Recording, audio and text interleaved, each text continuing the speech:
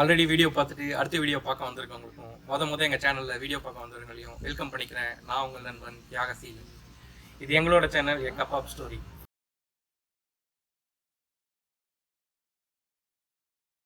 வணக்கம்ப்பா. நான் சொல்ல போகிறது இப்போ மல்லிகைப்பூ மன்னன் கதை சொல்ல போகிறேன். என்னடா இந்த பாட்டி வெறும் மன்னன் ராஜா கதையே சொல்கிறாங்களே அப்படின்னு நினைக்காதீங்க. இந்த கதை நல்லா இருக்கும், கேளுங்க. உங்களுக்கு பிடிச்சா கேளுங்க, பிடிக்கலன்னா எங்களுக்கு வேற கதை சொல்லுங்க பாட்டின்னு சொல்லுங்க. சொல்கிறேன். விசித்திரபுரின்னு ஒரு பட்டணம். அந்த பட்டணத்தில் ஒரு ராஜா. அந்த ராஜா நீதி நெறி தவறாத அரசா செஞ்சுன்னு வர்றாரு. அப்படி இருக்கும்போது அவர் சிரிக்கும் போது மல்லிப்பூ வாசனை அடிக்கும். அவர் சிரிச்சாவே சந்தோஷமா சிரிக்கும் போதே மல்லிப்பூ வாசனை கொம்முன்னு ஒரு 20-30 மைல் தூரத்துக்கு அடிக்கும் அந்த வாசனை. அதனால அந்த ஊர்ல இருக்கிற மக்கள் எல்லாரும் அவருக்கு மல்லிகைப்பூ மன்னன் அப்படின்னு பேர் வச்சுருக்கிறாங்க.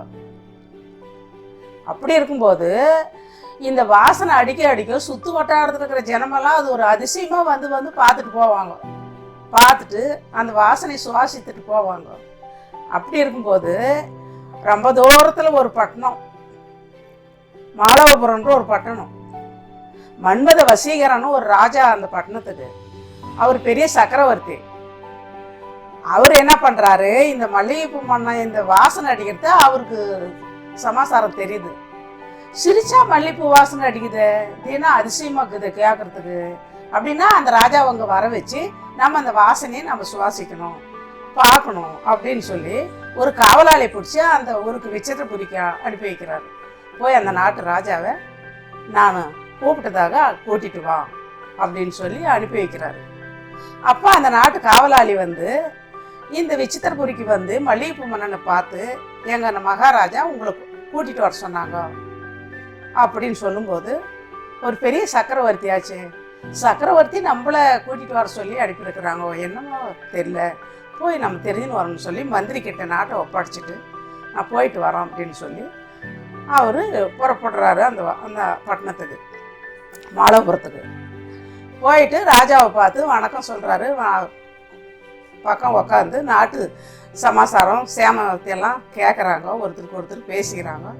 பேசிட்டு அப்புறமா அவருக்கு வந்தவங்களுக்கு விருந்து வச்சு சாப்பிட வச்சு உட்கார வச்சுட்டு அப்போ கேட்குறாரு அந்த ராஜா, சக்கரவர்த்தி கேட்குறாரு, நீங்கள் சிரிச்சா மல்லிப்பூ வாசனை அடிக்குதுன்னு எனக்கு சமாசாரம் தெரிஞ்சு அதை நான் அறியணும்னு சொல்லி தான் உங்களை நான் வர வச்சிருக்கிறேன்.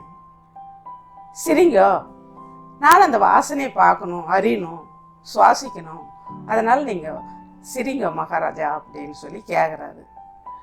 அப்போ அவர் என்னன்றாரு, மகாராஜா சும்மா சிரிச்சாவெல்லாம் அந்த வாசனை வராது, பார்க்காத அதிசயத்தை பார்க்கணும், கேட்காத அதிசயத்தை கேட்கணும், மனசு குளிர சந்தோஷப்பட்டு மனம் குளிர சிரிக்கும் போது தான் அந்த வாசனை வரும், சும்மா சும்மா சிரிச்சாவெல்லாம் அந்த வாசனை வராது அப்படின்றாரு.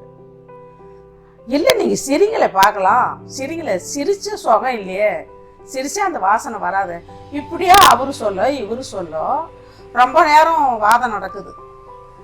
சரி பத்தியா, நாம் ஒரு சக்கரவர்த்தியாக இருந்து நாம் இவ்வளோ தூரம் ஆள் விட்டு வர வச்சு நாம் கேட்குறோன்னா நம்ம பேச்சுக்கு மரியாதை கொடுக்கல, நம்ம பேச்சை மதிக்கலை, அனாவசியமாக இல்லை சிரிச்சா வாசனை வராது அப்படின்னு தானே சொல்கிறாங்களே ஒழியோ சிரித்து காட்டலான்னு சிரித்து காட்டல.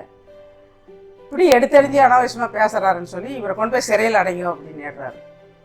என் பேச்சுக்கு எப்போ மரியாதை கொடுக்கலையோ இந்த ராஜனை கொண்டு போய் சிறையில் அடைங்க அப்படின்னு கேட்டாரா அந்த ராஜா.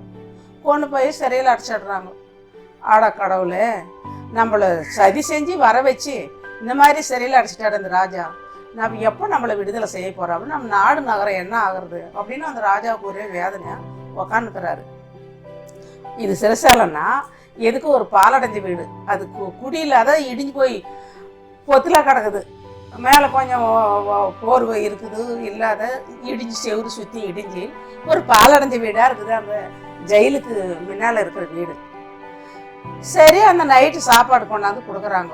சாப்பிடல ராஜா, நம்மளை சரி செஞ்சு வர வச்சு இந்த மாதிரி நம்மளை சிறையில் அடிச்சிட்டாரு இந்த ராஜா, சக்கரவர்த்தியாக இருந்தாலும் அறிவு பயன்படுத்தாத இந்த மாதிரி பண்ணிட்டாரு அப்படின்னு ரொம்ப வேதனையாக உக்காந்துக்கிறாரு.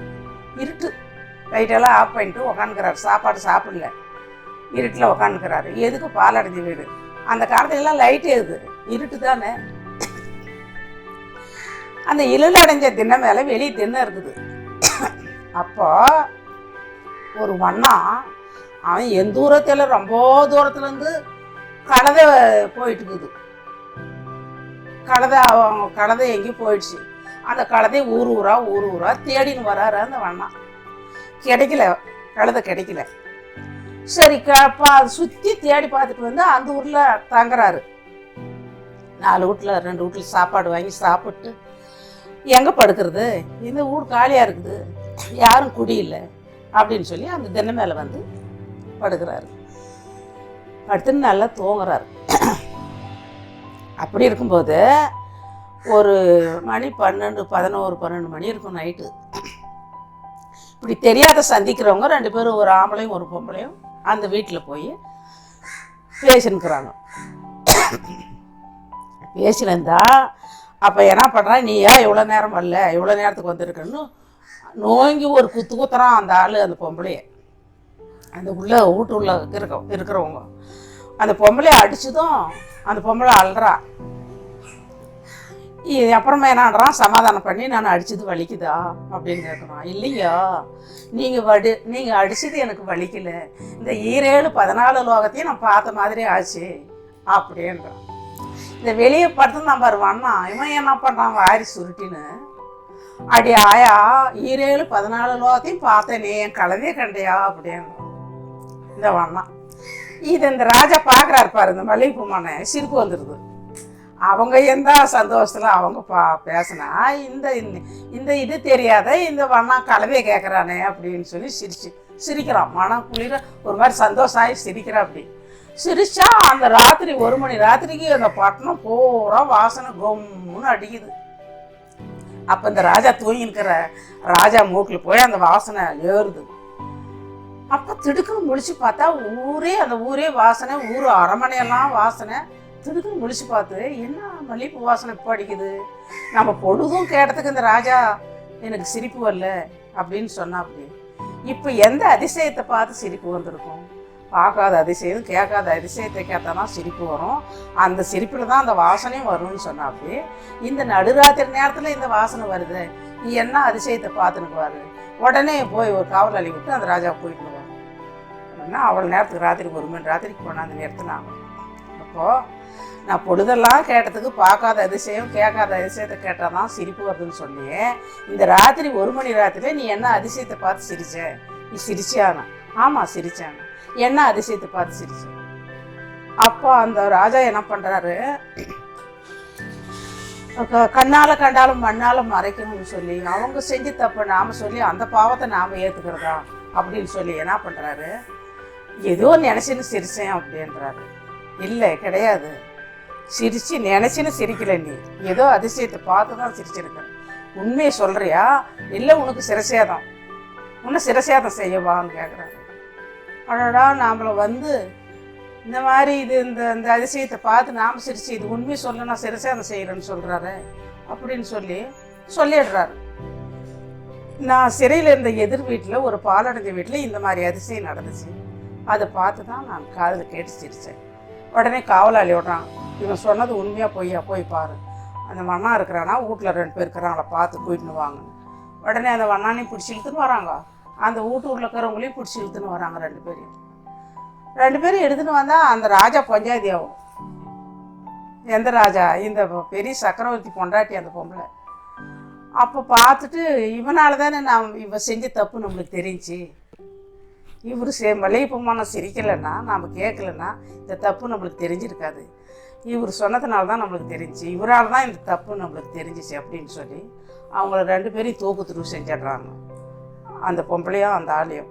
இந்த வண்ணா சிரித்து சொல்லி தானே இந்த ராஜாவுக்கு இப்படி சிரிச்சாரு.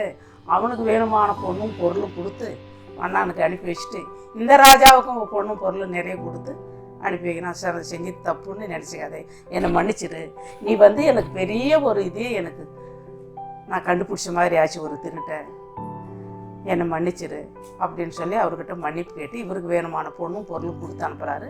அதை வாங்கினா மல்லிகைப்பூமானா அவங்க ஊருக்கு வந்து சந்தோஷமாக இருக்கிறாங்க. இவ்வளோதான் இந்த கதை, மல்லிகைப்பூமான கதை. ஆல்ரெடி பார்த்த வீடியோவை கமெண்ட் பண்ணியிருப்பீங்கன்னு நினைக்கிறேன், லைக் பண்ணியிருப்பீங்கன்னு நினைக்கிறேன். இனி வர வீடியோஸையும் லைக் பண்ணுங்கள், ஷேர் பண்ணுங்கள், கமெண்ட் பண்ணுங்கள், சப்ஸ்கிரைப் பண்ணுங்கள். மறக்காமல் பெல் பட்டன்லாம் ப்ரெஸ் பண்ணிடுங்க. இது நம்ம சேனல்.